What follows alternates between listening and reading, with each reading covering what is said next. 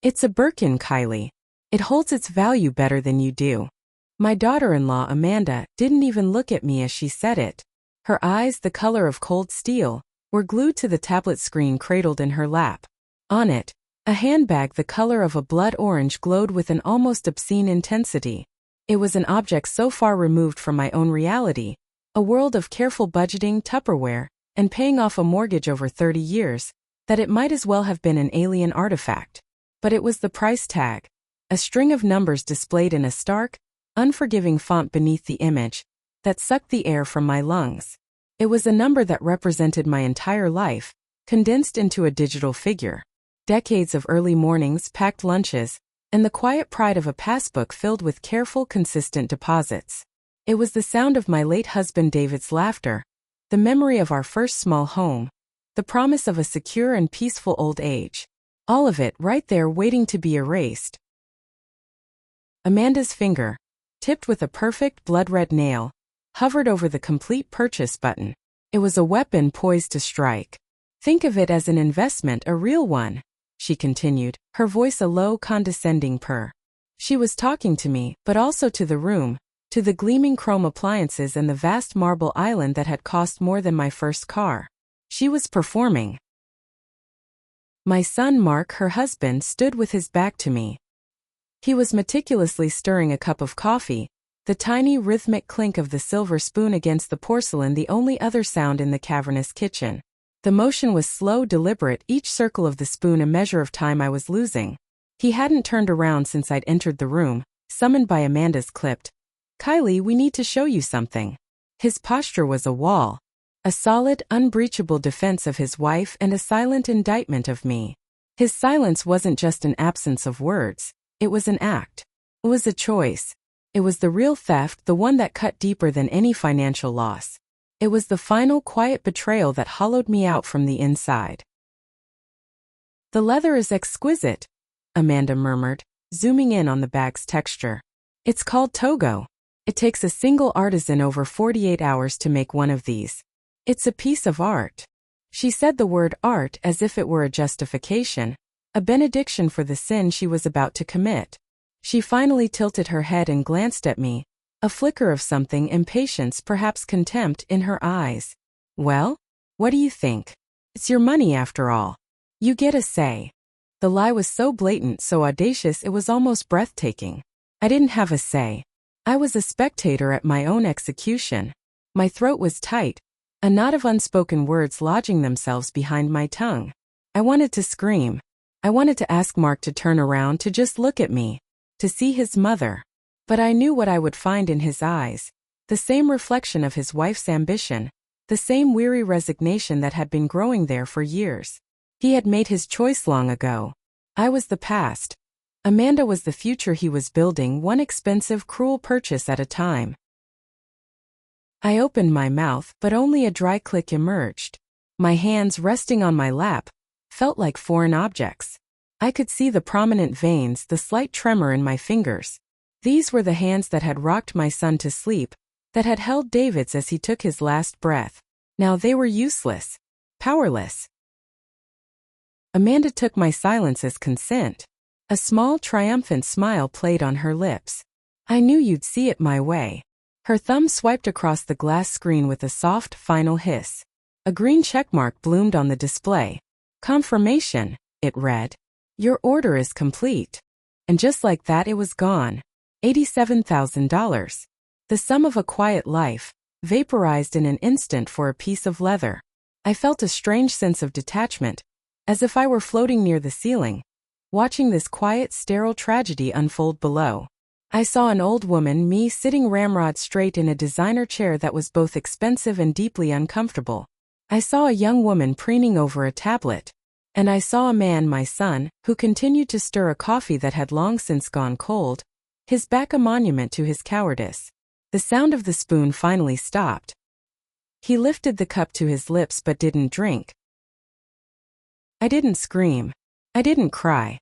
The shock was a cold, numbing agent spreading through my veins, freezing my heart, my lungs, my very will. The rage was there, a molten core deep inside me, but it was encased in a thick layer of ice. To let it out would be to shatter completely.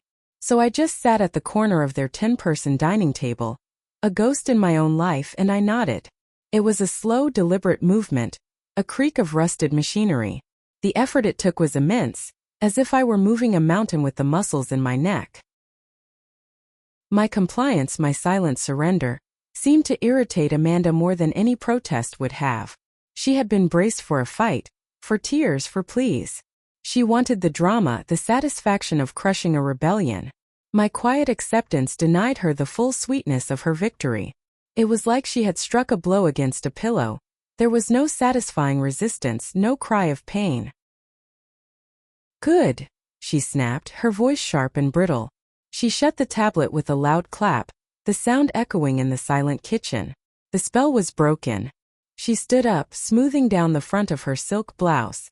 "It's about time your money did something useful. Something that will last." She looked down at me, her expression a mixture of pity and disgust, as if I were a piece of old furniture she was begrudgingly tolerating in her new, perfect house. She turned and walked away, her heels clicking a sharp staccato rhythm on the polished concrete floor.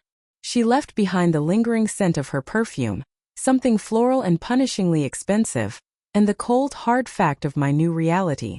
The air settled, thick with what had just happened. Mark still hadn't moved. He remained at the counter, a statue of a son, his coffee forgotten. I knew then that he would never turn around. Not today. Maybe not ever. I was alone, truly and utterly alone, in a house built with my money but a home that would never be mine, with nothing but the echoing silence and the ghost of a price tag burned behind my eyes. I was no longer a mother or a wife or a person with savings.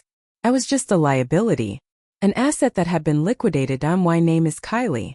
I am 68 years old, and for 45 of those years I was an accountant. Not the flashy kind you see in movies, the ones who cook the books for gangsters or find loopholes for billionaires.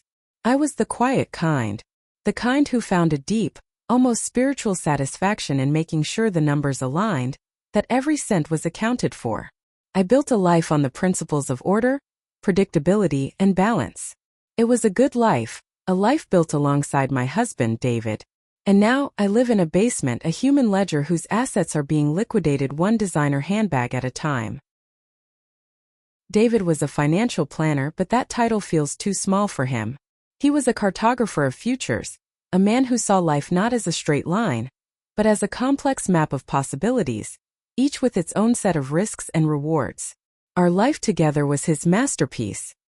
He managed our finances with the same meticulous care a watchmaker affords a priceless timepiece. Every Sunday morning, after our walk and before the crossword, he would sit at our large oak dining table with a single cup of black coffee and our checkbook. It was a ritual. He would trace the lines of our spending with his finger, his brow furrowed in concentration, not with worry, but with a kind of intellectual curiosity. He wasn't just balancing a budget. He was tending the garden of our future. He taught me things. Not just how to read a balance sheet but how to read people. People are their own economies, Kai, he'd say, looking up from his papers, his reading glasses perched on the end of his nose. Watch how they spend their time, their affection, their words. It tells you everything about their assets and liabilities. Our son Mark was our greatest asset, our most beloved investment. We poured everything into him. Our time, our love, our savings for his college education. We saw him as the culmination of our quiet, carefully planned life. I remember the evenings we'd spend on the porch of our house in Ohio, a home we built not just with wood and nails, but with 30 years of shared laughter and quiet compromises. We'd watch the fireflies flicker in the twilight, and David would talk about the trusts and portfolios he'd set up. It wasn't about hoarding wealth. For him, it was about creating security, a fortress against the unpredictability of the world. He had a plan for everything. A market crash, a sudden illness, even his own eventual departure. That was the one I refused to listen to. It felt like a betrayal to plan for a world that he wasn't in. But the world kept turning, and it came for him anyway. The last few months were a blur of hospital corridors that smelled of antiseptic and quiet despair. The man who had charted decades with unwavering confidence was reduced to a fragile figure in a starched bed. On one of his last good days, when the morphine hadn't yet clouded the sharp blue of his eyes, He gripped my hand. His skin was like paper, but his grip was surprisingly firm, urgent. "Listen to me, Kai," he rasped, his voice a ghost of its former resonance. "Never let them see the whole picture. Never." I stroked his hair, trying to soothe him. I thought it was the medicine talking, a flash of the paranoia that sometimes accompanied his pain. "Whom I love?" I asked softly. "Who are you talking about?" He coughed, a dry, rattling sound that shook his whole body. "Anyone. Everyone. People change when money is on the table, Kentucky. Even our own." He looked at me, and in that moment he wasn't a sick man. He was the planner, the strategist, seeing moves on a chessboard I couldn't even perceive. "Promise me.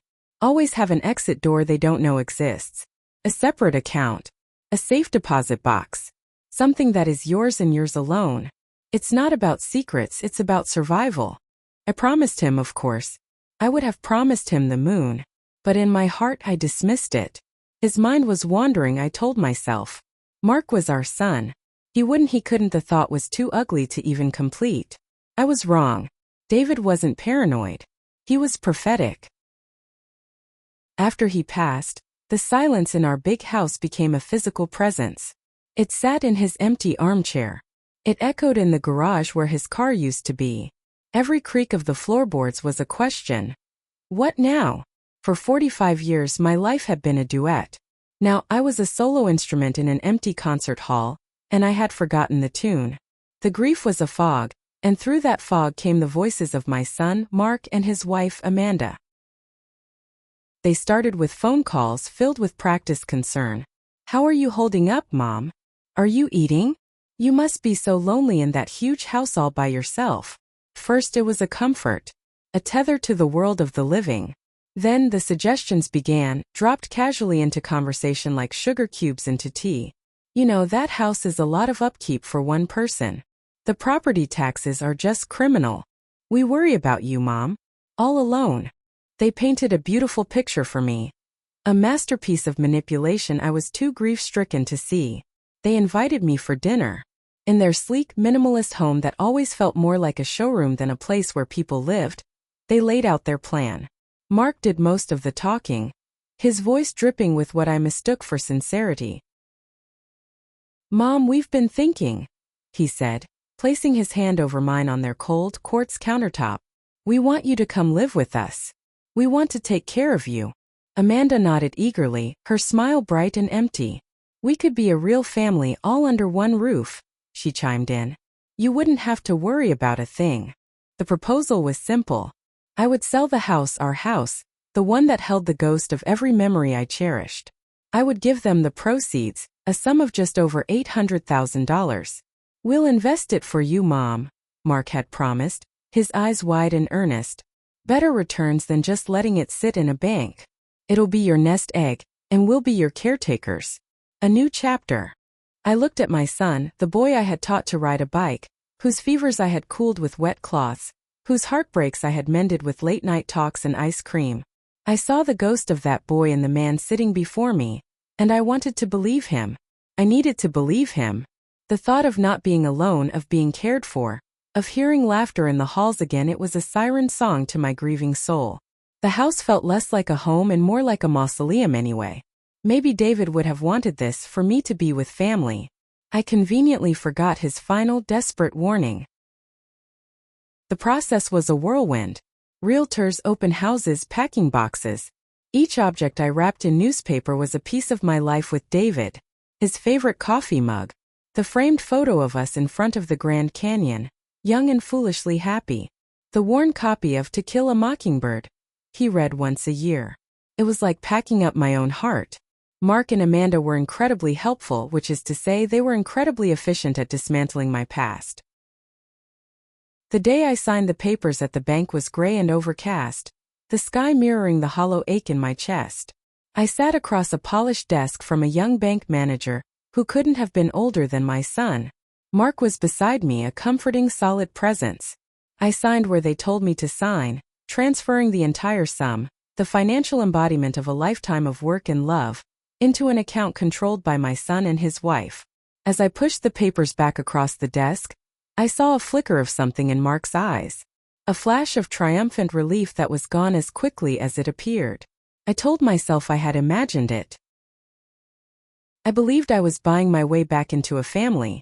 I thought I was purchasing a permanent seat at their dinner table, a role in their lives, a future filled with the sound of my grandchildren, Chloe and Noah, growing up. I thought that $800,000 was a down payment on love and security. What I actually bought was a 10 by 12 foot room in their finished basement, next to the laundry room and a collection of forgotten exercise equipment.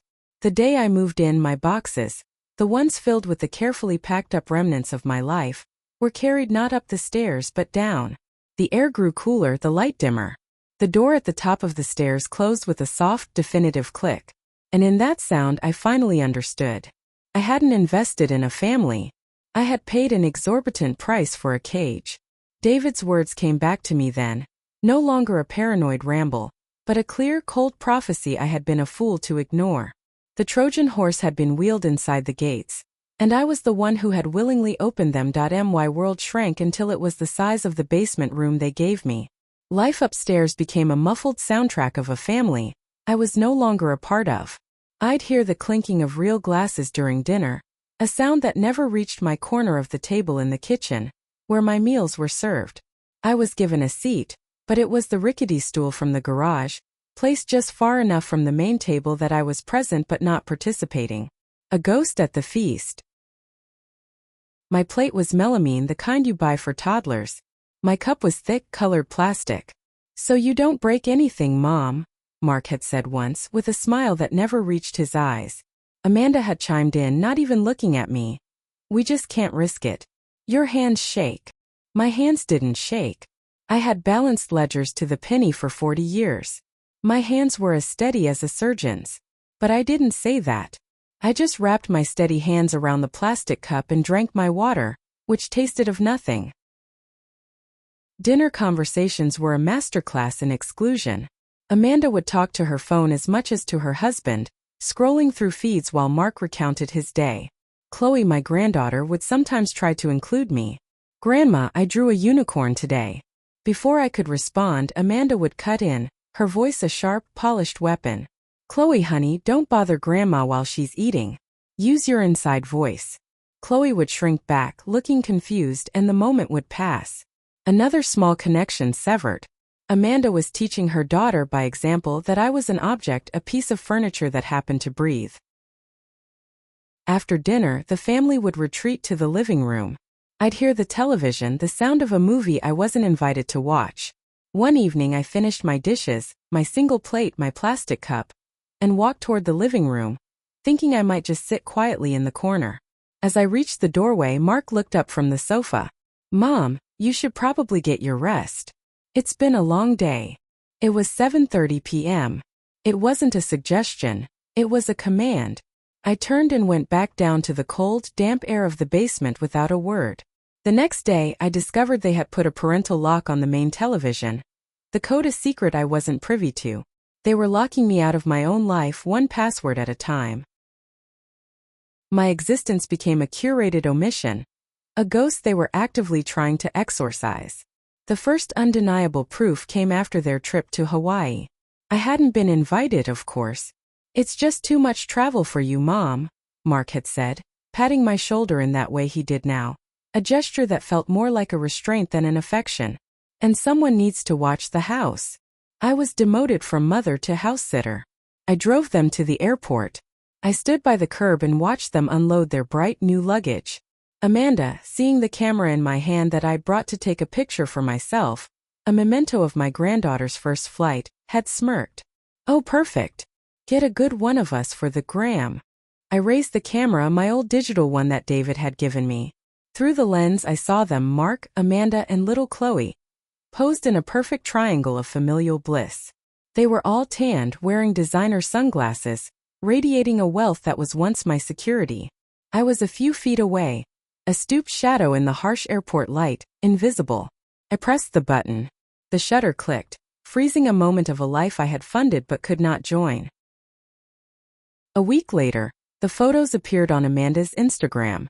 There they were, smiling on a black sand beach, sipping cocktails by an infinity pool, Chloe building a sandcastle with a plastic pail and shovel that probably cost more than my weekly food allowance. The caption on the airport photo, the one I took, read, "Off to paradise. Making memories that will last a lifetime. Family first blessed." Family first. The words were a physical blow. I scrolled through the comments. Hundreds of them. Gorgeous family. Have the best time. You guys are goals. No one asked where the woman who took the picture was. No one noticed the fourth person who should have been there. I was the tripod. The invisible hand holding the camera. My son's silence in the comments section was the loudest sound in the room. Then came the TikToks. I would be in my room, reading one of David's old paperbacks, and I'd hear peals of laughter from upstairs. It was a cruel, sharp sound. One day, Chloe came downstairs, her face a mixture of confusion and guilt. "Mommy's making funny movies about a grumpy grandma," she whispered, holding out her little tablet. "She said not to show you." My heart hammered against my ribs. I took the tablet.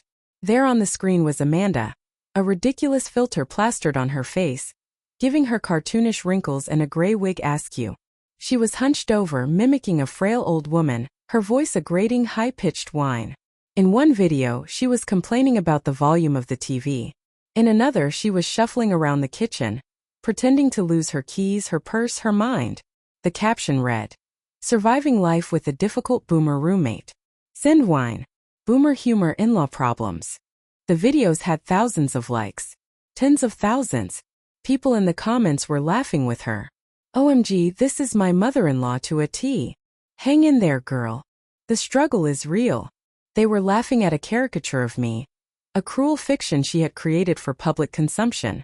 She had taken my quiet dignity, my grief-stricken silence, and twisted it into the punchline of a cheap joke.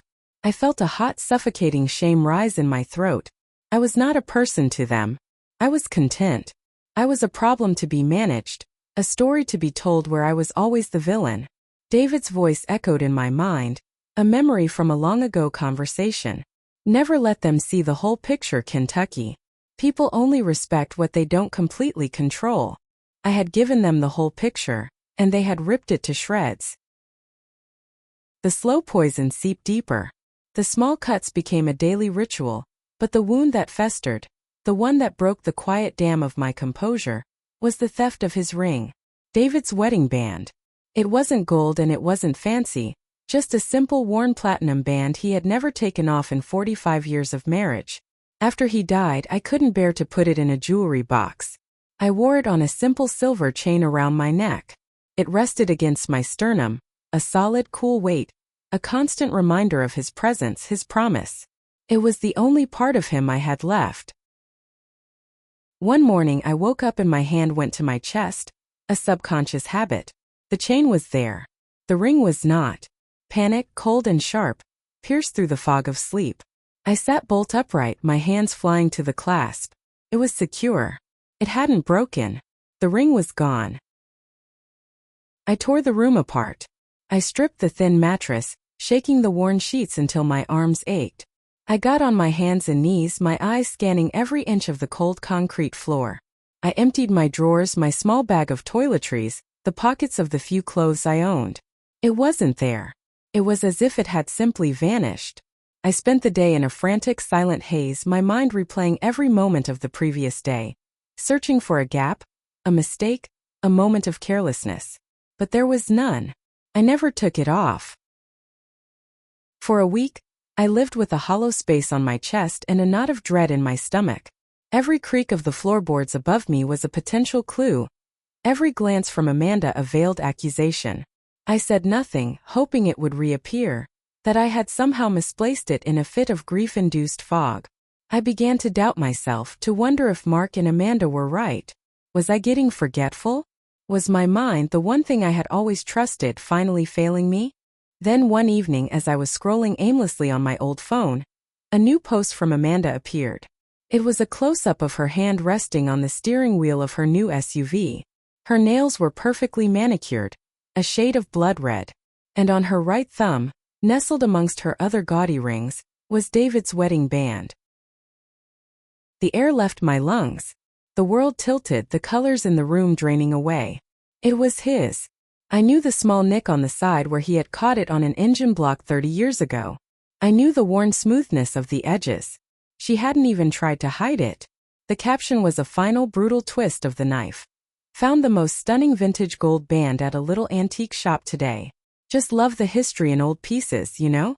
Vintage fine, treat yourself. She had called his platinum ring gold. The ignorance was almost as insulting as the theft. I felt a surge of adrenaline, a white-hot rage that burned away the fog of despair. I grabbed my phone and walked up the stairs, my heart pounding a furious rhythm against my ribs. They were in the kitchen, packing leftovers. I didn't hesitate. I walked straight to Mark, my hand shaking as I held the phone up to his face. "What is this?" My voice was a raw, broken thing I didn't recognize. He glanced at the screen, then at me. His face was a mask of practiced concern. "It's Amanda's new ring, Mom." She showed me. "It's nice, right?" "It's not her new ring," I said, my voice rising. "It's David's. It's my husband's wedding ring. The one that was on the chain around my neck. The one that's been missing for a week." Amanda stopped what she was doing and leaned against the counter, crossing her arms. She had a small, smug smile on her face. "Kylie, what are you talking about? I bought this today. At a store." "You're lying," I whispered, the words catching in my throat. "That's David's ring. I know it." I looked at my son, pleading with my eyes for him to see, to believe me. For a moment I saw a flicker of something in his expression, doubt, maybe even guilt. But it was gone as quickly as it came, replaced by a deep, weary sigh. He took the phone from my hand and gently set it on the counter. He put his arm around my shoulders, his touch feeling like a cage.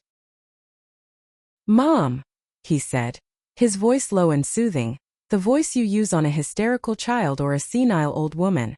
"Listen to me. You're getting forgetful. We've talked about this. You probably misplaced it somewhere. We'll all help you look for it later, okay? You're just upset and confused." Tears streamed down my face, hot and silent. I looked from my son's pitying face to my daughter-in-law's triumphant smirk. They were a team, a united front, and their strategy was to convince me I was crazy, to chip away at my reality until there was nothing left but their version of it. He guided me toward the basement stairs. "Why don't you go lie down? We'll bring you some tea." They never helped me look. They never brought me tea. That was the day the last flicker of hope died. That was the day I understood. They weren't just taking my money. They were taking my past, my memories, my sanity. They were systematically, patiently, and deliberately erasing me. I sat on my bed in the dark, the cold seeping into my bones, and for the first time I didn't cry. The pain was too deep for tears. It had solidified into something hard and cold in the pit of my stomach. A resolve. David's words came back to me again. No longer a memory but an instruction manual. A back door, Kentucky.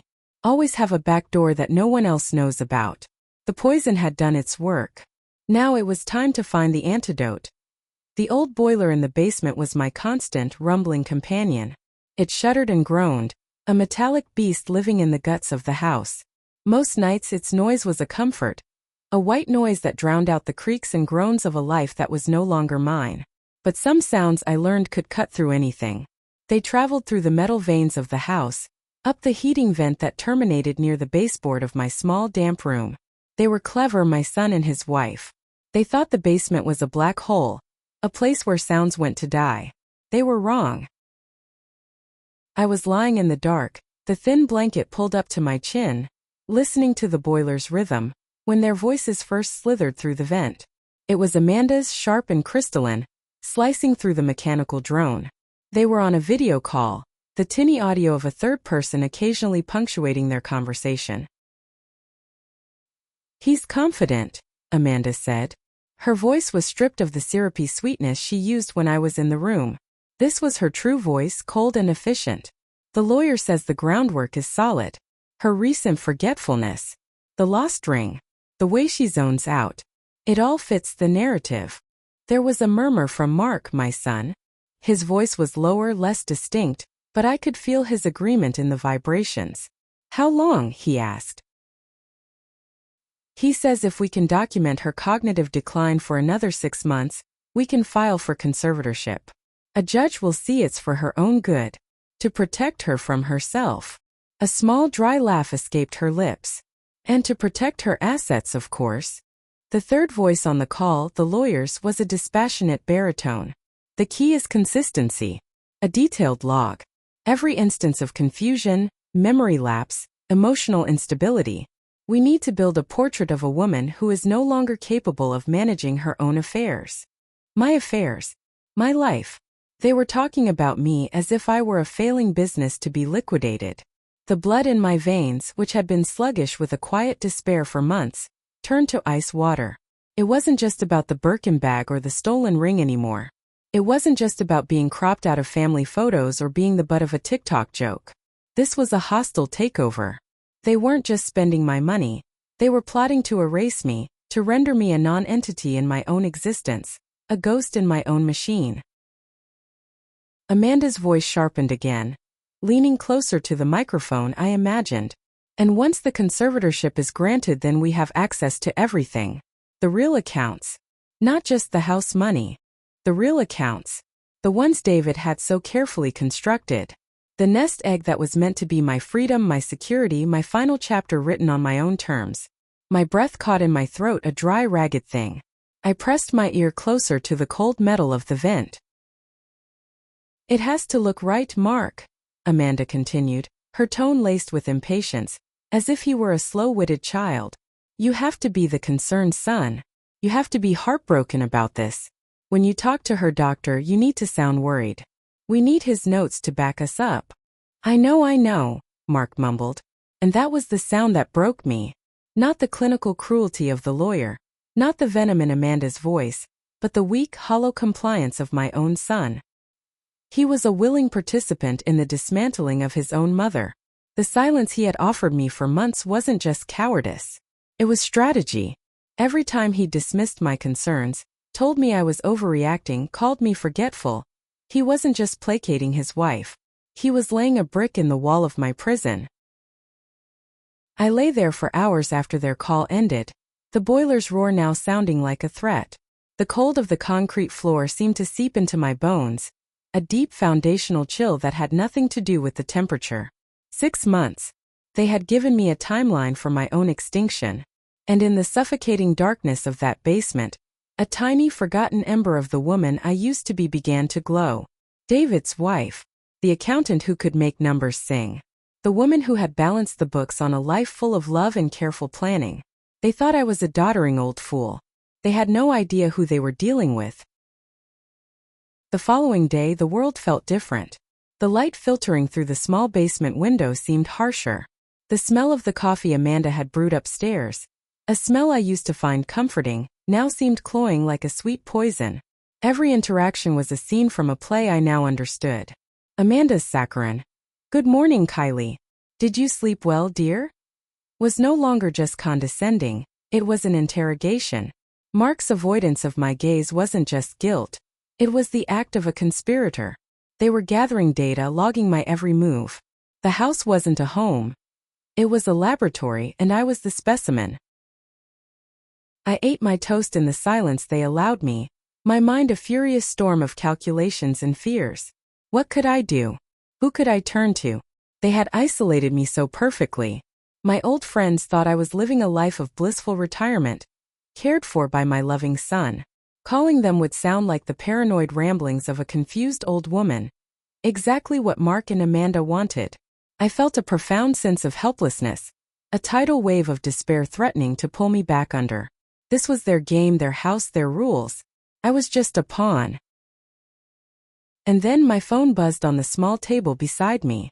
It was a cheap, prepaid phone Mark had given me. To make things simpler. I glanced at the screen expecting a spam call or a text from the pharmacy. But the name that lit up the display sent a jolt through me. A shock of electricity that cleared the fog of fear. Mr. Harrison. Arthur Harrison. David's estate lawyer. His oldest friend. For the past 3 years since David's death, his call had come like clockwork on this very day, the anniversary of the day we'd signed our final wills. A pre-scheduled annual check-in, just as David had made him promise. Just to make sure the world is still spinning right for you, Kylie, David had said, squeezing my hand in Arthur's office. And if it's not, Art will know what to do. For the last 2 years I had let the call go to voicemail. I'd listen to Arthur's warm, kind message, then call him back later, assuring him everything was wonderful. It was a lie, a polite fiction I maintained to keep the quiet misery of my life private. But not today. Today the world was spinning off its axis. My hand trembled as I swiped to answer. Kylie. His voice came through the line, as warm and steady as I remembered. Sounded like sanity. Sounded like David. Just doing my annual check-in as promised. Is everything all right? Was everything all right? The question was so simple, so vast. I opened my mouth, but the words wouldn't come. A lifetime of keeping up appearances, of not wanting to be a burden, warred with the primal scream of survival clawing its way up my throat. I could hear Amanda's footsteps on the floor above me, a rhythmic, casual pacing that sounded like a ticking clock. 6 months. I took a deep, shuddering breath, the kind you take before you dive into ice-cold water. I broke the silence that had become my own cage. No, Arthur, I said, my voice a hoarse whisper. I cleared my throat, forcing strength into it. No, nothing is all right. It's time. It's time to activate the contingency. There was a profound silence on the other end of the line. It stretched for a full 5 seconds, a void in which I could feel the entire weight of my decision. The contingency. Firebird Protocol, David had called it with a rare dramatic flourish. It was a complex series of legal and financial measures he and Arthur had designed, a break glass in case of emergency plan I hoped I'd never have to even think about. It was a final act of love from a man who had always planned for the worst. When Arthur finally spoke, the warmth was gone, replaced by a cool, professional gravity. Kylie, that's a very serious phrase. David and I put that protocol in place for a true worst-case scenario. Are you absolutely certain you understand what you're asking for? His skepticism was a splash of cold water. Of course he was skeptical. To him, I was David's quiet, sweet wife. The idea that I would need a financial nuclear option was likely unfathomable. He was probably wondering if Mark and Amanda were right. Was I confused? Was this a sign of the very decline they were so eager to document? The second obstacle wasn't the lock on the door. It was the doubt in the voice of my only potential ally. I heard them, Arthur, I said, my voice low and urgent. They're planning to file for a conservatorship. They're manufacturing evidence that I'm mentally incompetent. They have a lawyer. They're trying to get access to the trusts. Another pause. I could hear the faint sound of him tapping a pen on his desk. He was thinking, evaluating. He was a lawyer, a man of facts and proof, not panicked phone calls. A conservatorship is a difficult thing to get, Kylie. It requires substantial proof. Are you sure you didn't misunderstand? He asked, his tone careful, measured. He was walking a tightrope, trying to be a friend while also being a responsible legal counsel. They took the $800,000 from the sale of my house, I blurted out, the dam of my composure finally breaking. It's gone. All of it. They stole my husband's wedding ring off the chain around my neck, and Amanda wears it like a trophy. They are not the people you think they are, Arthur. They are not the people I thought they were. I am not misunderstanding. I am in danger. The raw truth of my words hung in the air between us. The tapping stopped. The ring, he said softly. He had been the best man at our wedding. He had held the rings. Yes, I whispered. That was it. That small personal detail was the proof he needed, the crack in the facade. The rest was finance and law, but the ring, that was a desecration. I was hoping you'd never have to make this call, Kylie, he said, his voice now imbued with a grim resolve. The friend had returned, but he'd brought the lawyer with him. David always said to hope for the best but plan for the apocalypse. It seems the apocalypse has arrived. I'll clear my schedule. I'll be there tomorrow at 10 a.m. We won't meet at the house. There's a small coffee shop called the Daily Grind 2 towns over in Westbury. Can you get there? I don't drive anymore, I said, the shame of it stinging me. They had convinced me I was a danger on the road after a minor fender bender they'd exaggerated into a near-fatal crash.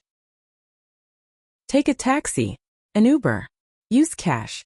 Don't tell them where you are going. Tell them you have a doctor's appointment if you must. From this moment on, Kylie, you are a ghost.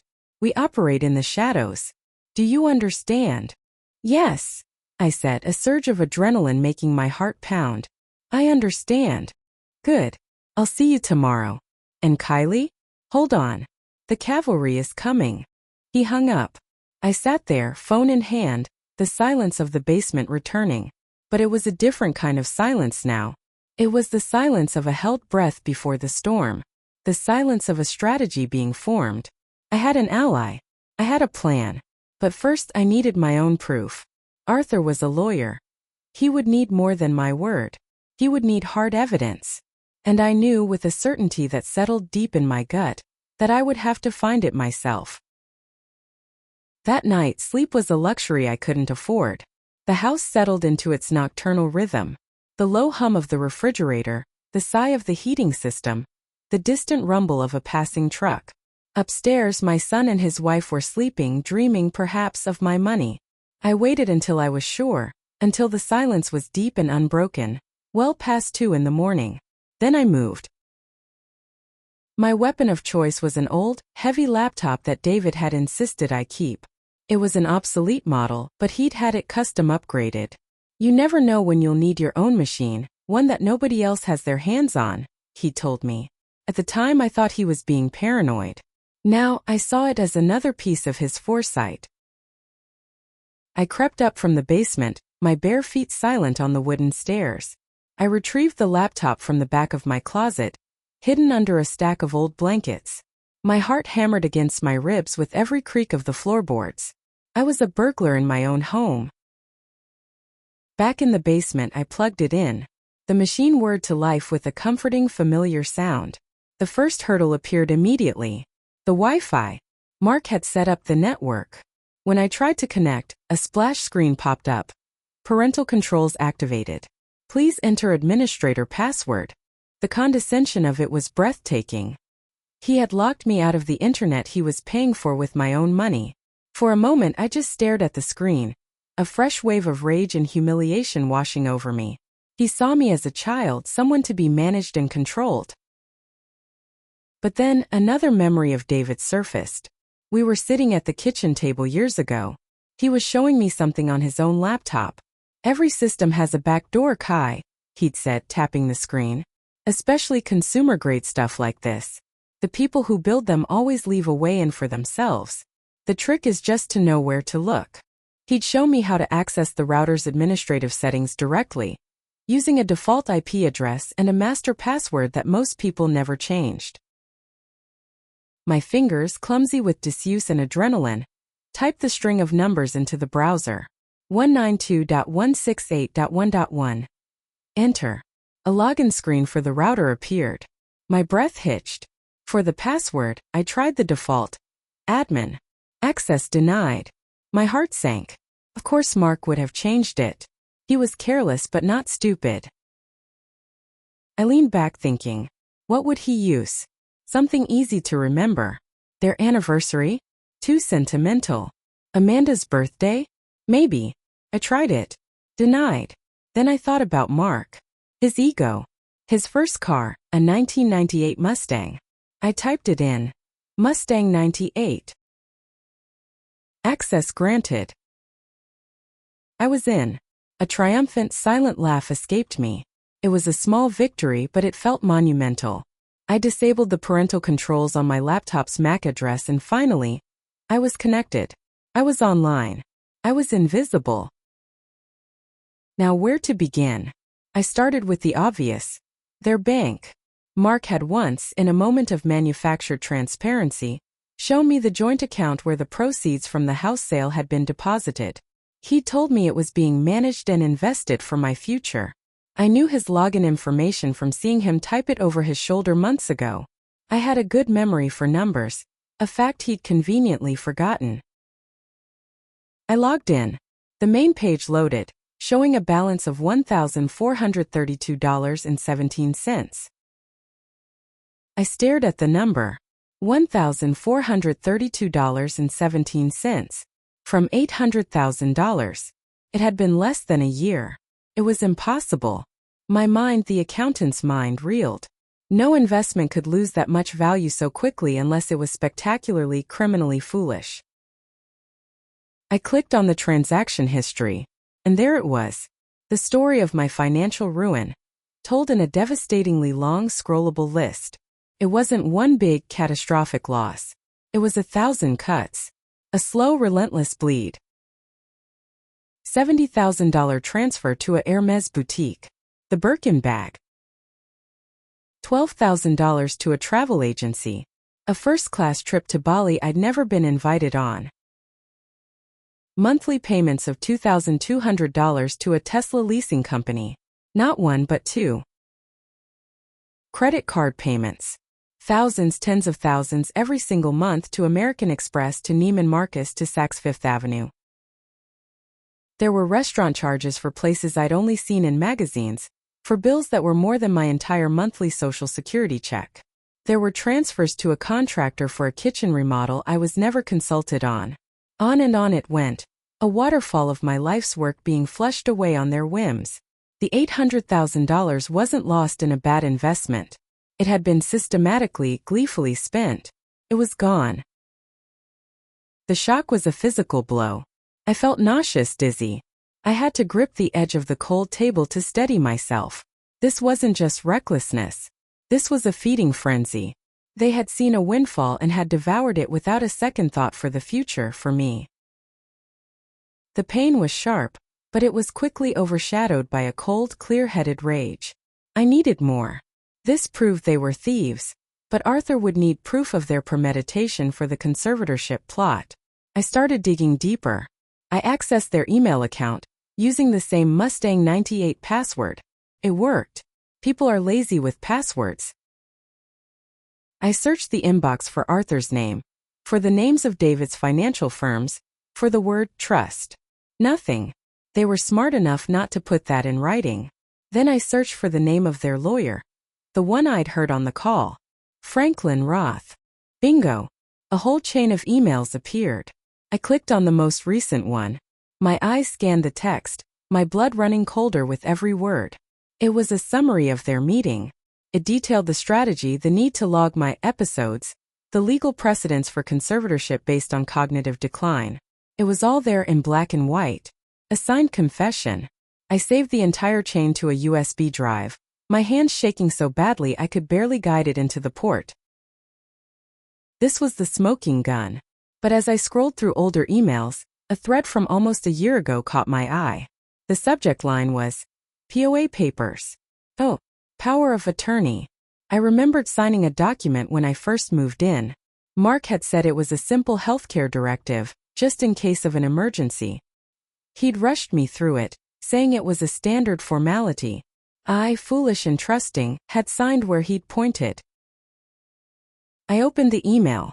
It was from Mark to Amanda. Got her to sign it, the message read. She didn't even read the writers. She just signed. The account access clause is in. We're good to go. Attached was a PDF. A scan of the document I had signed. I opened it. The first page was the simple healthcare directive I remembered. But as I scrolled down, I saw the writers he mentioned. Page after page of dense legal jargon.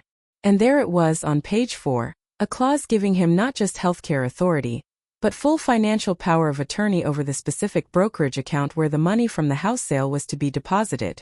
My signature was at the bottom. A perfect, clean signature. A testament to my own blindness. It wasn't a mistake. It wasn't a slow slide into greed. It was a plan. A meticulous, cruel plan, executed from the very beginning. They hadn't invited me into their home out of love or concern. They had lured me in. I was the prize pig, brought in for the slaughter. I hadn't just moved in with my son. I had walked into a professionally designed trap. The weight of this final revelation was crushing. The past year of my life replayed in my mind, but now every event was cast in the sinister light of this new knowledge. Every kindness was a manipulation. Every moment of concern was a lie. The pain was immense, a physical ache in my chest for the son I thought I had, for the family that had never really existed. I felt the sting of tears, hot and sharp. But as I sat there in the cold, humming silence of the basement, staring at the digital proof of their monstrous betrayal, something else rose up through the grief. It was a feeling I hadn't felt in years. It wasn't anger, not anymore. It was something harder, colder, more resolute. It was the feeling of a balance sheet that was about to be reconciled. They had made a grave error in their calculations. They had written me off as a liability. They had no idea I was about to become the auditor of their ruin. I saved the final document to my flash drive, clicked it shut, and in the darkness I began to plan. The ghost in their machine was about to come to life. The air in the diner was thick with the ghosts of 1,000 conversations, smelling of stale coffee and fried onions. It was the kind of place you went to disappear, a forgotten stop on a highway that led everywhere and nowhere. Mr. Harrison slid into the cracked red vinyl booth across from me, his presence as solid and reassuring as the heavy oak desk in his office. He didn't look like a high-powered attorney. He looked like a history professor, with kind eyes and a tweed jacket that had seen better decades. He placed a worn leather briefcase on the table, the brass latches clicking open with a sound that seemed to echo from the past. From it he withdrew a single thick manila file. In David's meticulous architectural handwriting, 2 words were written on the tab: Firebird Protocol. My breath caught in my throat. It was real. 4 years, it had been a half-joking, half-serious concept between David and me. Our doomsday plan. Our final unbreakable insurance policy against the world's unpredictability. I had never truly believed we would need it. Seeing the file now, feeling its weight in the air between us, was like receiving a letter from my husband, sent from beyond the grave. "Are you certain about this, Kylie?" Mr. Harrison asked, his voice low and gentle, but his eyes held the sharp focus of a man who understood the stakes. He wasn't just David's lawyer. He had been his friend since college. He was the executor of my husband's will, but more than that, he was the executor of his foresight. I met his gaze, my own reflection mirrored in his glasses. The woman looking back at me was tired, her face etched with a quiet sorrow, but her eyes held a new light. Not fire, not yet. It was the cold, hard glint of forged steel. The woman who had wept in her basement room was gone. In her place was David's wife, a retired accountant who knew that numbers never lied, and that every problem had a logical, albeit sometimes ruthless, solution. "I am more certain of this than I have been of anything since I sold my home," I said, my voice steady, devoid of the tremor that had plagued it for months. "They overheard me speaking with you. Mark and Amanda. They're planning to have me declared incompetent." Mr. Harrison's jaw tightened almost imperceptibly. He nodded slowly. David always said to prepare for the storm when the sun is shining. He worried about Mark. Not because he thought Mark was a bad person, but because he knew he was a weak one. And weakness in the face of avarice is a dangerous accomplice. He pushed the file across the table. He called it the Firebird Protocol because, in mythology, the phoenix must burn to be reborn. He saw this as a controlled burn, Kylie. A way to clear out the rot so that something new and strong could grow in its place. I opened the file. Inside, David's familiar script laid out the plan with chilling precision. It wasn't just a legal strategy, it was a psychological one. A deep understanding of his son's character flaws and his daughter-in-law's insatiable greed. The core of it was deception. We weren't going to fight them on their terms, in a courtroom where they could paint me as a confused, grieving old woman. We were going to build a different battlefield, one of their own making, and let them defeat themselves. A young man entered the diner and slid into the booth beside Mr. Harrison. He looked no older than my grandson might have been, with a laptop bag slung over his shoulder and an air of quiet intensity. "Kylie, this is Leo," Mr. Harrison said. "He's the best cybersecurity consultant I've ever worked with. He specializes in ethical penetration testing. In layman's terms, he's very, very good at making fake things look real." Leo nodded at me, a polite but distant acknowledgement. He opened his laptop, the screen illuminating his focused expression. Mr. Harrison explained the objective. "You need a digital mirage, a phantom asset that is attractive enough to be pursued, solid enough to be believed, and completely under our control. For the next 3 hours, that dusty diner booth became our war room. While the waitress refilled our coffees and truckers debated sports at the counter, we built a lie. Leo's fingers flew across the keyboard, weaving a tapestry of code. He wasn't just building a web page, he was creating a digital history. He registered a domain name for a boutique investment firm in the Cayman Islands, Viridian Global Trust. A name that sounded both exclusive and utterly plausible. He built a secure-looking login portal, complete with multi-factor authentication prompts that would, in reality, do nothing. The key is in the details, Leo explained, his voice a low monotone. Anyone can make a web page that shows a bank balance. We need to make it live. We need to give it a soul. And so we did. We fabricated a year's worth of transaction history. I, drawing on my decades as an accountant and my intimate knowledge of David's investment style, dictated the trades. A conservative purchase of blue-chip stocks here. A slightly riskier investment in a tech startup there. We created statements downloadable as PDFs, complete with the Viridian Global Trust letterhead Leo had designed. We even built a performance chart showing steady, impressive growth. It was a masterpiece of fiction, a financial ghost story. What about the balance? Mr. Harrison asked. I thought for a moment, recalling the hushed, greedy tones I'd overheard through the heating vent. They knew about my retirement accounts, the ones they were planning to seize. They were hunting for something more, a secret jackpot. Less than what they think I have, so they won't be suspicious of the amount, I said. But enough to make Amanda lose all sense of reason. Enough to feel like a life-changing score. I did a quick calculation in my head. $475,000. Leo typed it in. The number appeared on the screen, crisp and black. $475,000. It looked so real, so tangible. It was the most beautiful lie I had ever seen. Now for the access, Leo said. We need a username and password that feels personal but not impossible to guess if you had a clue. Something David might have created. My mind went back to our life together. The little things. The inside jokes.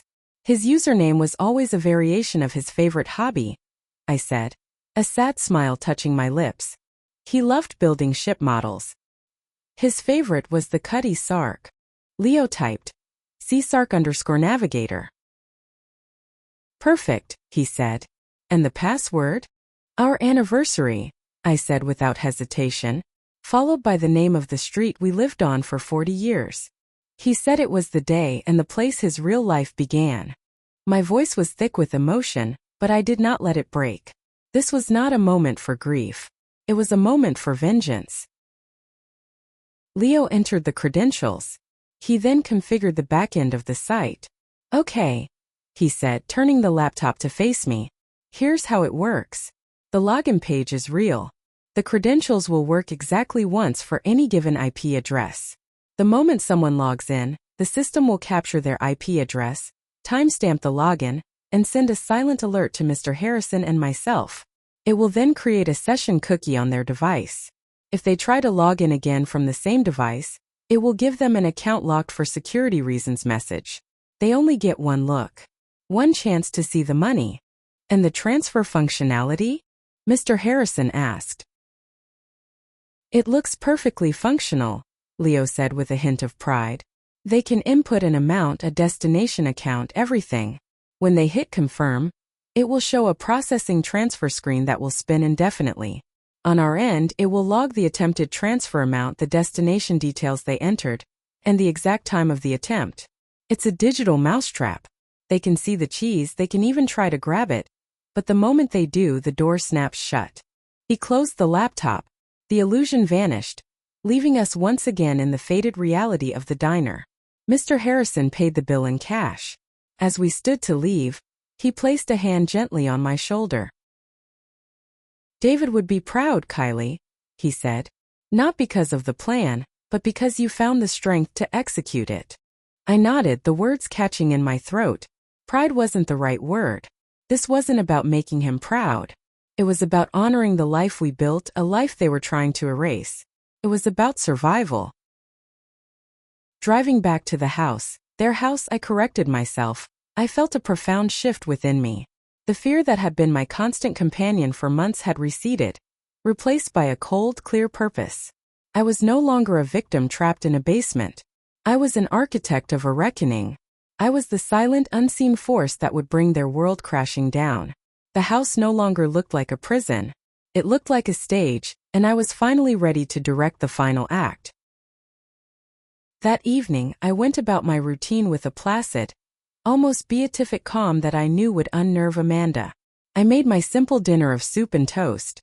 I sat in the living room, a place I usually avoided, and took out a book of crossword puzzles. It was one of David's old ones, the corners soft with wear. He had filled in half of it, his neat block letters a familiar comfort.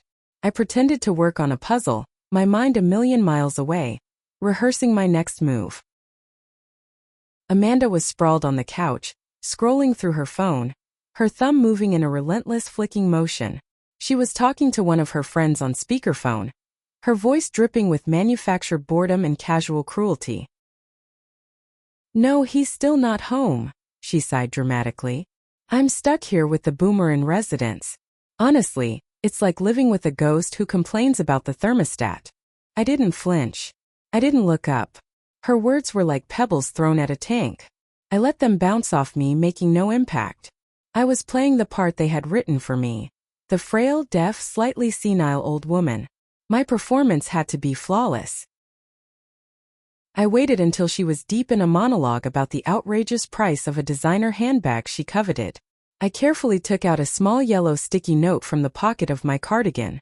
On it, I had written in a slightly shaky hand, my own, enhanced with a bit of theatrical tremor, the username and password Leo had created, _navigator, and the string of numbers and letters that represented my entire marriage. I tucked the note into the pages of the crossword book. I let a few minutes pass, letting the rhythm of her conversation become background noise. Then, with a practiced, gentle sigh of an old woman finishing a task, I closed the book. As I stood up, I let my hand go limp for a fraction of a second, just enough for the book to tilt. The yellow sticky note fluttered out, landing face up on the plush white rug, a tiny island of damning information in a sea of beige. I made a small frustrated noise. "Oh dear me," I mumbled, bending down stiffly as if my back ached. I made a show of not being able to reach it. Silly thing. I saw Amanda's eyes dart from her phone to the note, then to me. The flicker was instantaneous. It wasn't just curiosity. It was the sharp, predatory focus of a hawk spotting a mouse in an open field. I straightened up, rubbing my lower back. "I'll get it later," I said to no one in particular. I left the book on the coffee table and began to walk slowly out of the room. As I reached the doorway, I stopped, turning back as if a thought had just occurred to me. I made sure to look at the far wall, not at her, keeping her in my periphery. "Oh, I mustn't forget David's offshore nest egg," I said, my voice pitched to sound like the confused muttering of someone thinking aloud. I infused it with just the right amount of weary concern. "The password is so tricky. I really must put that somewhere safer." I saw her freeze. Her thumb stopped scrolling. The silence on her end of the phone call was deafening. I had seen that look in her eyes before, when she saw the Birkin bag, when she spotted my wedding ring. It was a look of pure, unadulterated avarice. A hunger so profound it was almost primal. She didn't respond, didn't acknowledge I had spoken. That was even better. It meant she thought she had overheard a secret not meant for her. The bait was in the water. The lure was cast. Now all I had to do was wait for the shark to bite. I went down to my basement room, my heart hammering against my ribs, a wild, triumphant drumbeat. The mask of the frail old woman fell away the moment the door closed behind me. I sat on my bed, my hands trembling, not with fear but with adrenaline. It was done. The first part of the trap was laid. I had given her the map, the key, and the reason to use them. The rest was up to her greed. And of Amanda's greed I had no doubt. The hours that followed were the longest of my life. Sleep was an impossibility.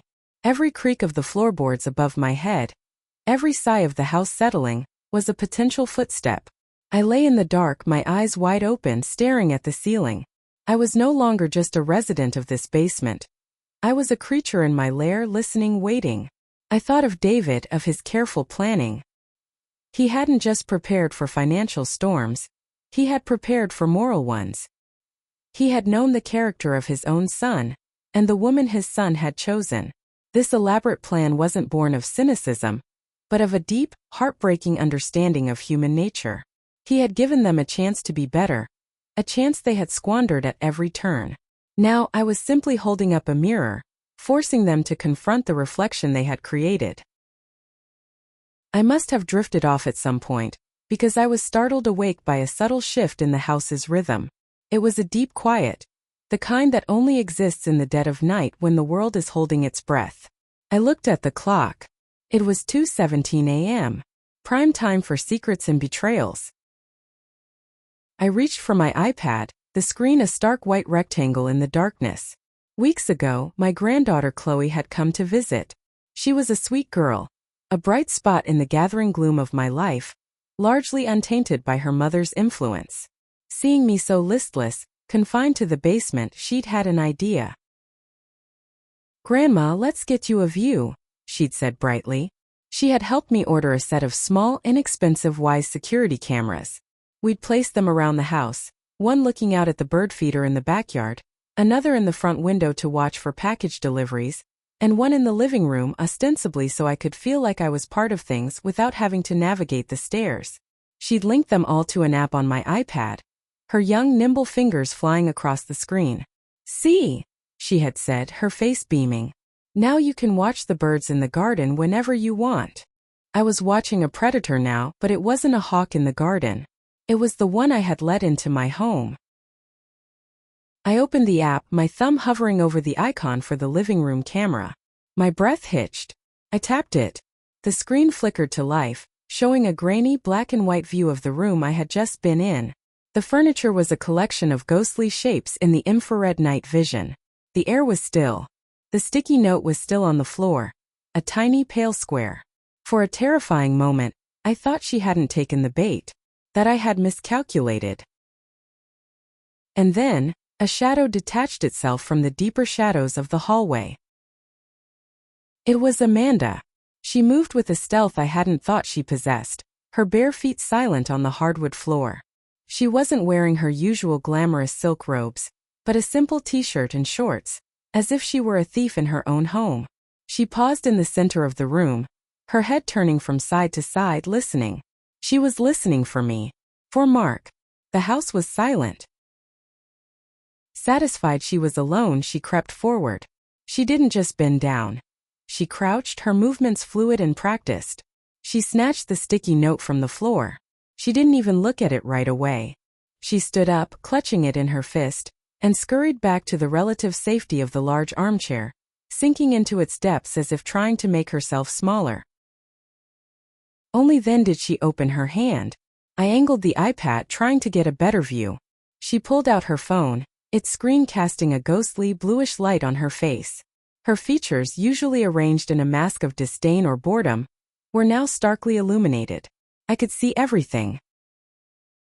First, there was a flicker of curiosity as she read the username. Then, a frown of concentration as she typed the long, complicated password into her phone's browser.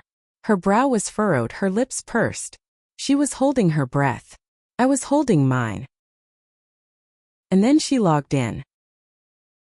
The screen of her phone, reflected in her wide eyes, must have been displaying the Viridian Global Trust portal. Her expression shifted. It was a slow, terrifying transformation. The curiosity melted away, replaced by disbelief. Her jaw went slack.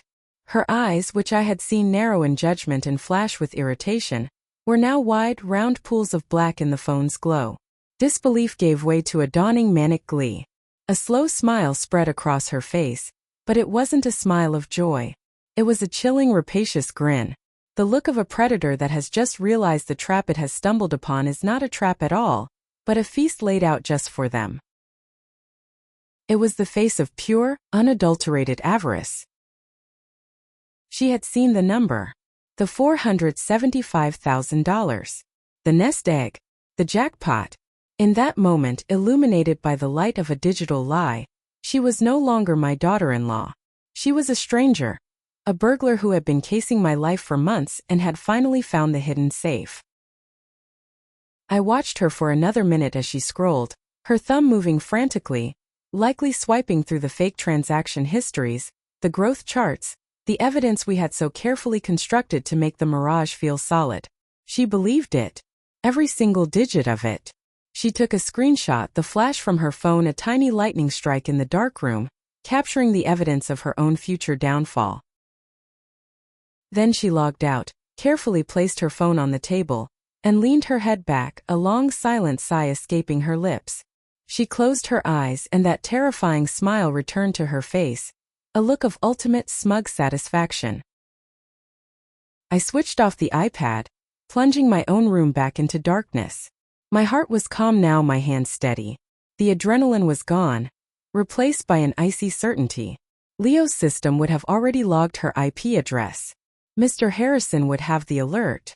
The first piece of hard evidence was secured. The trap was no longer set. It had been sprung. She just didn't know it yet. She thought she had found the key to her future. A secret fortune that would fund a lifetime of Birkin bags and luxury. She had no idea that what she had actually done was sign her own confession. Down in my basement in the quiet dark, I allowed myself a small cold smile. The phoenix was beginning to stir in the ashes. And soon everyone would feel the heat. The air in the basement, my designated corner of the world, had never felt so charged.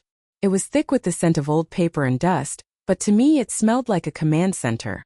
On the screen of David's old, reliable laptop, Amanda's face was a mask of triumphant glee, broadcast live to the 3,212 followers who hung on her every vapid word.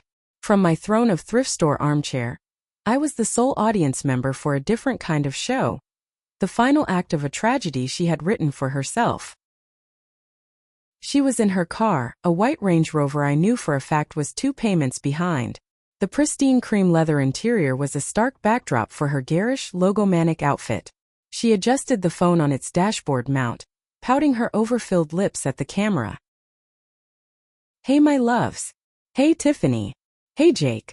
Oh my god, you guys are rolling in fast." She let out a tinkling, artificial laugh that grated on my nerves like styrofoam on glass. "So, your girl has been working on something big. I told you all 2024 was my year for leveling up, and I do not lie." I watched the comments scroll by in a rapid-fire stream of heart emojis and sycophantic praise. "You go, queen. So proud of you, Amanda. Spill the tea." "I can't spill all of it," she said, wagging a perfectly manicured finger at the camera, a massive fake diamond glinting under the car's interior lights. "But let's just say some old dusty doors are finally closing, and a big beautiful shiny new one is opening. It's all about manifesting your own destiny. You know? You have to see what you want, you have to feel that you deserve it, and then you just take it." The casual cruelty of her words, the thinly veiled reference to me as an old dusty door, didn't even sting anymore. It was like listening to a weather report for a storm that had already passed. I knew what was coming. I had built the storm. "Some people, they just don't get the hustle," she continued, her voice dropping into a conspiratorial whisper. "They're stuck in the past. They think the old ways are the only ways. They just want to hoard their little nuts like squirrels for a winter that's never coming. But we're not squirrels, are we, my loves? We're lions. And when a lion sees a gazelle, she doesn't ask for permission." She winked, a gesture so practiced and hollow it was almost comical. She was so proud of her clumsy metaphor. The gazelle with the $800,000 price tag, devoured without a second thought. And now the lion was back, convinced she'd found an entire herd, a secret reserve of gazelles just waiting for her. The car slowed and through her windshield, I saw the iconic, elegant script of the Hermes logo. My breath caught, not from surprise, but from the sheer cinematic perfection of it all. It was exactly as I'd anticipated, the ultimate symbol of status she felt she was owed. "Okay, my loves," she chirped, unbuckling her seatbelt. "Time to go collect my prize. The ultimate prize. Wish me luck." She blew a kiss to the camera, grabbed her phone and stepped out of the car, the live stream now a shaky, first-person view of the polished pavement and the imposing glass doors of the boutique. The moment she stepped inside, the chaotic energy of her live stream met the hushed, cathedral-like reverence of the store. The air inside a place like that is different. It's weighted with the sheer monetary value of everything it contains. Amanda, however, bulldozed through the quietude with the subtlety of a freight train. "Hi," she said, her voice a little too loud. A sales associate, a woman with a severe haircut and an expression of polite disdain, glided towards her. "Good morning, madam. How may I help you?" the associate asked, her eyes doing a swift, professional calculation of Amanda's outfit, her bag, her entire being. "I'm here to pick up a little something I've had my eye on," Amanda announced, panning her phone camera around the store to show her followers the rows of silk scarves and leather goods. "Just a little treat for a girl who's been working so hard." I leaned forward. This was the part one had replayed in my mind 1,000 times. The apex of her arrogance. "Of course, madam," the associate said, her smile not quite reaching her eyes. "Did you have a particular item in mind?" "The Birkin. In black. Togo leather gold hardware," Amanda said, the words spilling out as if she'd rehearsed them for weeks. She was performing.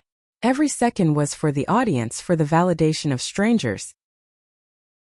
The associate's expression flickered for a nanosecond.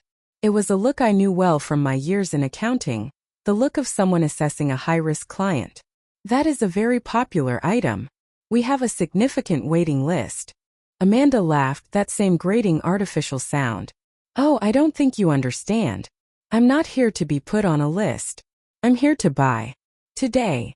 She turned the phone back to her face, a triumphant smirk playing on her lips. "Watch and learn, haters. This is how you manifest." The negotiation was a masterclass in Amanda's particular brand of obnoxious entitlement. She name-dropped, she hinted at her vast social media influence, she treated the associate with a condescending sweetness that was more insulting than outright rudeness.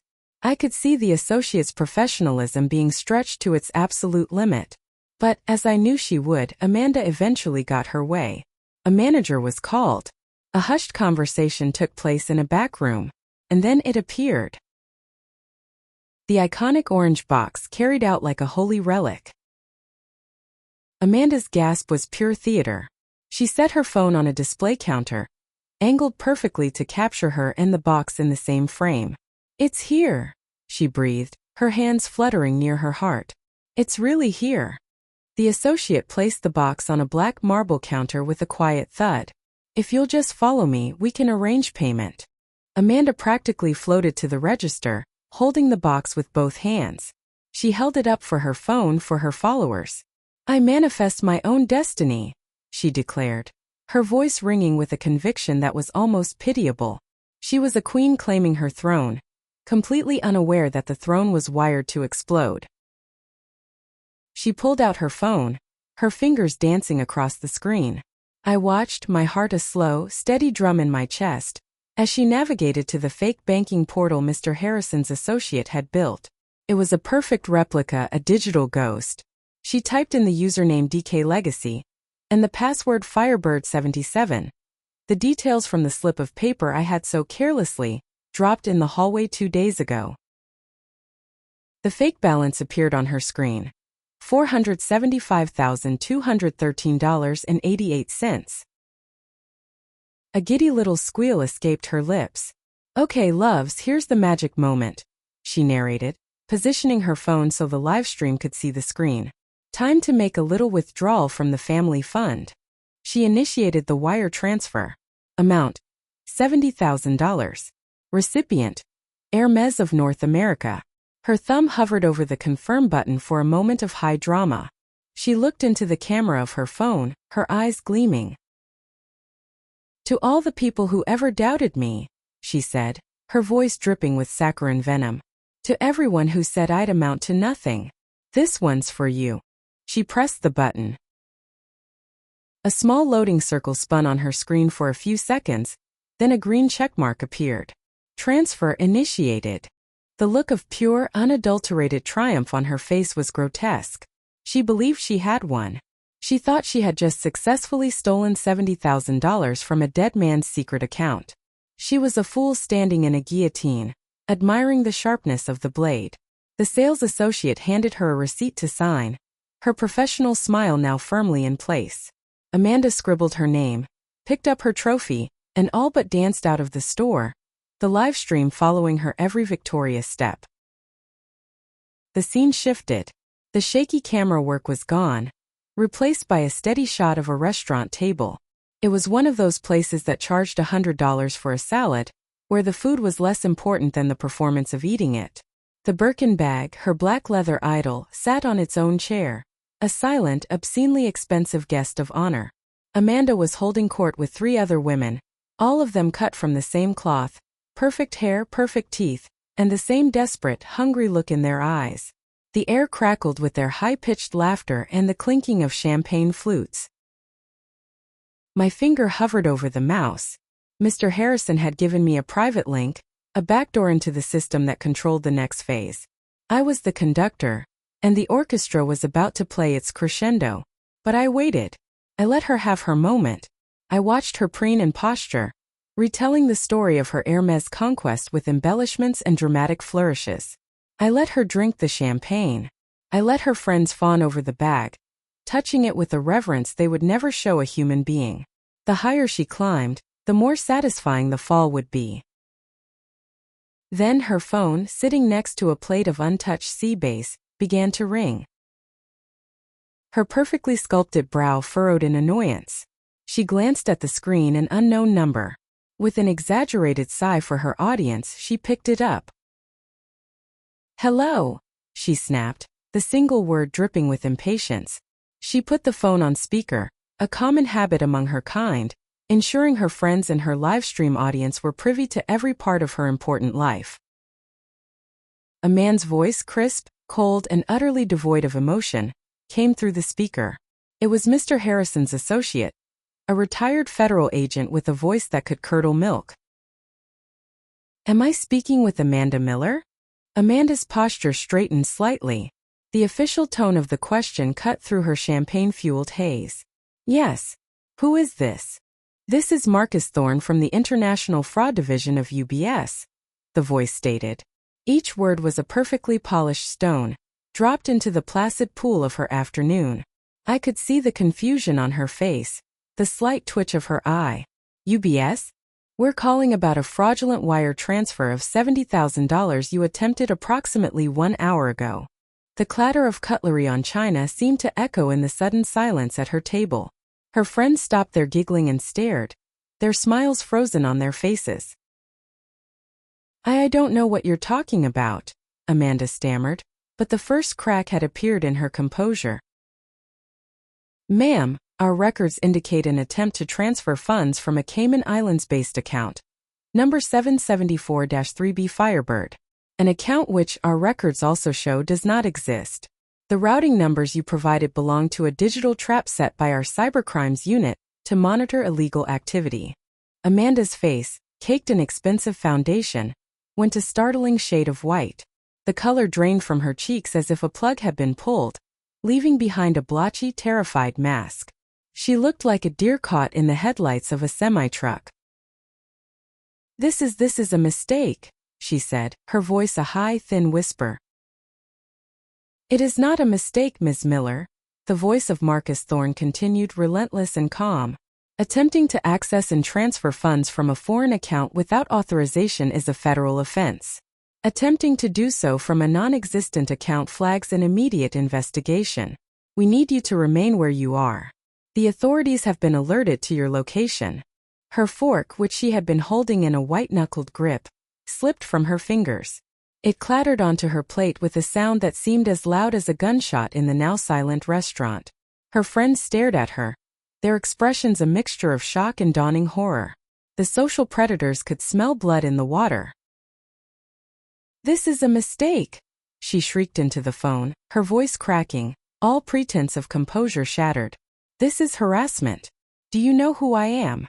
I watched, my hand steady on the mouse, as the restaurant manager, a tall man in a severe suit, began to walk purposefully toward her table. He had likely been alerted by other diners about the disturbance. He was the final piece of the puzzle. Her live stream was still running. Thousands of people were watching.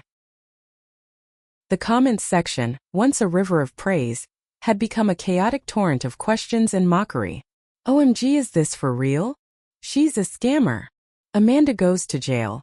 This is better than Netflix. Ma'am, is there a problem here? The manager asked, his voice low and firm. Amanda looked up at him, her eyes wide with panic. She slammed the phone down on the table, ending the call. No, there's no problem. We're fine, she insisted, her voice shrill. Just bring the check. It was a desperate attempt to regain control, to pretend this was all a misunderstanding, to simply pay her way out of the humiliation. The manager nodded curtly and retreated, returning a moment later with a small leather billfold. Amanda snatched it. Her hands were shaking so violently she could barely pull her credit card from her wallet. She shoved it at the manager, avoiding eye contact, trying to project an aura of indignant wealth. The manager returned a few moments later. His face was impassive. I'm sorry, ma'am. This card has been declined. What? She hissed. That's impossible. Run it again. He did. Declined again, ma'am. I had made one final call to Mr. Harrison before Amanda's lunch. He had a friend at the credit card company. A temporary security hold had been placed on all her accounts, pending investigation into unusual activity. The timing was exquisite. She fumbled in her purse, her movements frantic now, pulling out another card. Here. Try this one. The manager took it. The weight was excruciating.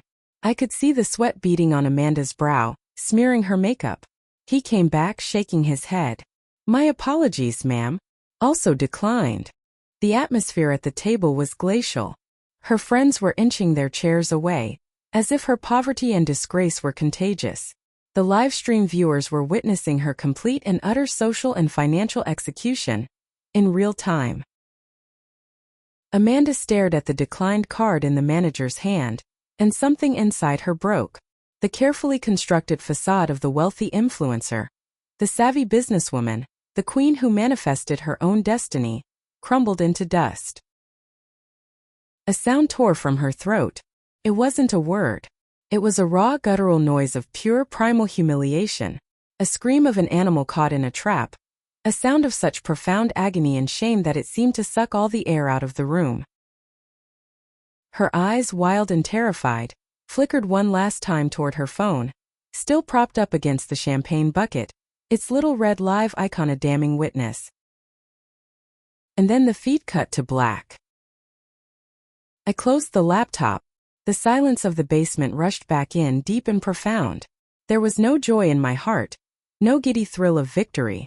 There was only a quiet, cold, and deeply satisfying sense of order restored. A complex equation meticulously solved. David would have been proud.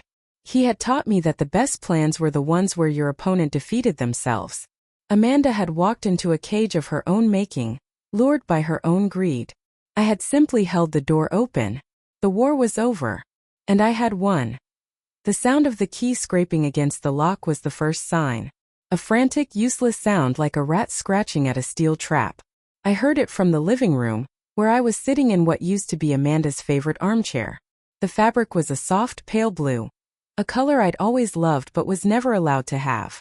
In my hands I held my favorite teacup, a simple porcelain thing with a delicate rose pattern that David had bought me on our 20th anniversary. It felt warm, solid, real.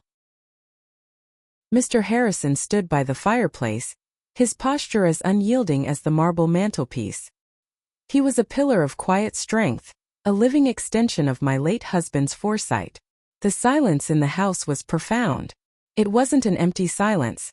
It was a clean one, scrubbed of the constant, low-grade hum of their entitlement, the sharp echoes of Amanda's derisive laughter, the heavy weight of Mark's complicity. The front door finally burst open. They must have had a spare key hidden somewhere, and they stumbled in, a tempest of confusion and rising panic. Mark's eyes, wide and uncomprehending, landed on me first. It was as if he was seeing a ghost, not his mother. He saw me sitting in the light, not relegated to the shadows of the basement. "Mom," he stammered, his voice cracking. What's going on? We couldn't, the key wouldn't work. Amanda, her face a blotchy mess from her recent public humiliation, swept her gaze around the room. Her eyes narrowed when she saw Mr. Harrison. Who the hell are you? What is this? Why are you in my chair? She directed at me, the venom in her tone still potent, even in her defeat. I took a slow, deliberate sip of my tea. I didn't answer her. I didn't have to anymore. This is an eviction notice, Mr. Harrison said, his voice calm and devastatingly neutral. He stepped forward and handed a crisp, folded document to Mark, who took it with a trembling hand. Mark fumbled with the paper, his eyes scanning the first few lines. Disbelief warred with dawning horror on his face. Eviction? What are you talking about? This is our house. I'm afraid you're mistaken, Mr. Thompson, Mr. Harrison continued, his tone unwavering. This house was never yours. It was purchased and immediately placed into an irrevocable trust the day escrow closed. The Firebird Trust, to be precise. Amanda let out a choked, hysterical laugh. A trust? That's insane. We bought this house. We signed the papers. You signed papers that made you the managers of the property, under the assumption that your mother was a permanent resident and beneficiary, Mr. Harrison corrected her gently. However, there was a clause, a very specific one, the moment your mother signed the investment agreement you presented to her. The one that effectively transferred her liquid assets into your control. She triggered a contingency.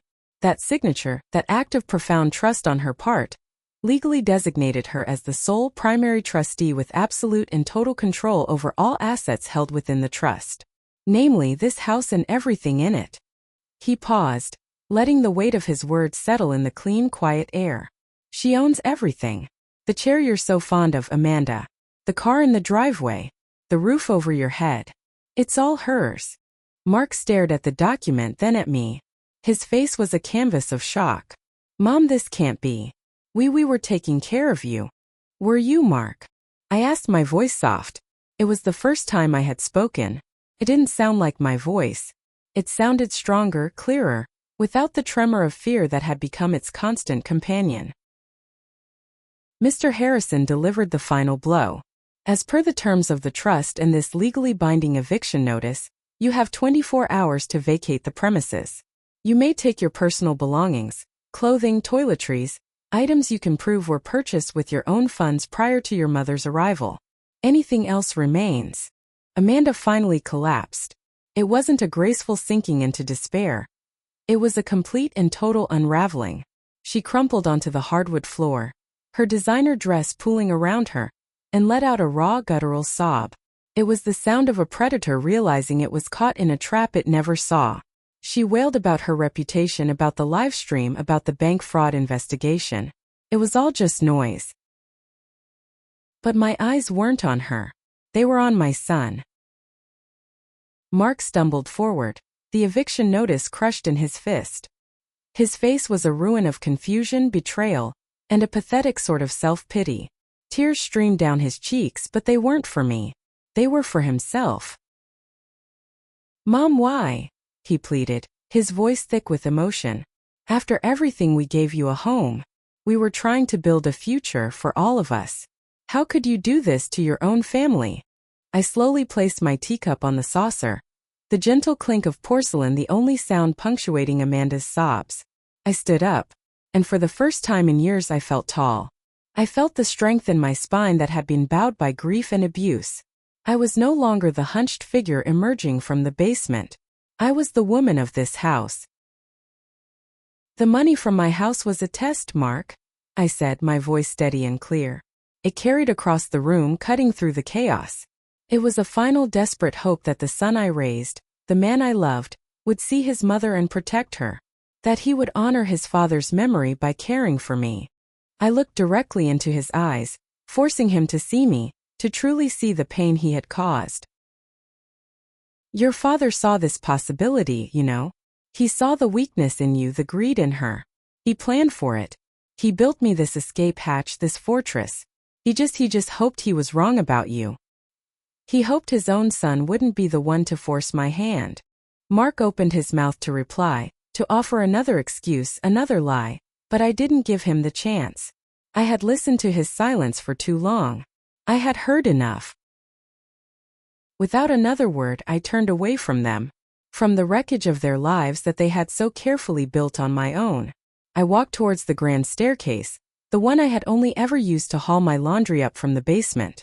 My footsteps were firm on the polished wood. Each step was a reclamation. Each stair I climbed was a step further away from the darkness. I didn't look back. I didn't need to see their faces one last time. I just kept walking up and up out of the basement forever. The seasons turned, washing the city with spring rain and then baking it in summer sun. The world outside my window changed, and so did the world within my walls. I was back in my old home, the one David and I had built with our own hands and our own dreams. Felt different now. Mr. Harrison had overseen the renovations, using a portion of the reclaimed funds to open up the walls, install larger windows, and fill every corner with light. The ghosts here were friendly ones now, memories of laughter and love, not the suffocating presence of betrayal. The silence was a comfort, a warm blanket I could wrap myself in. On the screen of my laptop, my granddaughter Chloe's face was bright, her brow furrowed in concentration. She was 17, sharp and eager with David's eyes. "So, Grandma," she said, pointing a pencil at her own screen thousands of miles away, "if I put this portion of my summer job money into the index fund like you said, the compound interest over the next 40 years will..." She trailed off, doing the math in her head. I smiled. It was a real smile, one that reached my eyes and warmed my whole face. "Exactly," I said. "You're not just saving money, sweetheart. You're buying yourself freedom. You're building a wall that no one can tear down without your permission." "I get it," she said, her expression serious now.